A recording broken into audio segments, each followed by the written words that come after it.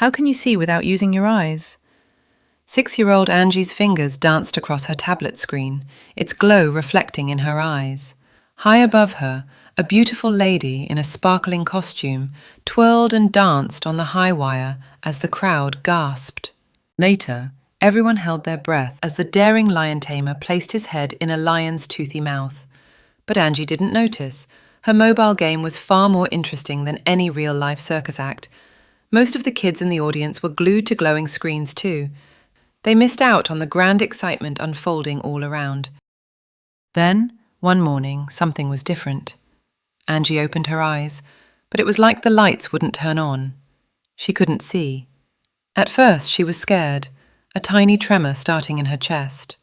Soon, the fear faded into plain old annoyance. She just wanted to play on her tablet. She'd even settle for watching the old-fashioned TV. Anything's better than boring darkness. The doctors said it was something very rare, but for some reason, Angie's eyes stopped seeing. Some kids can't grow hair, some can't walk. Angie couldn't see. It wasn't their fault. They were just challenges they ended up with. Angie's life changed. Her familiar home now seemed filled with invisible obstacles.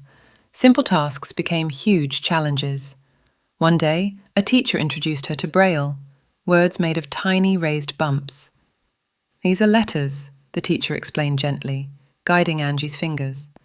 It wasn't quite the same as swiping and scrolling, but it was familiar enough.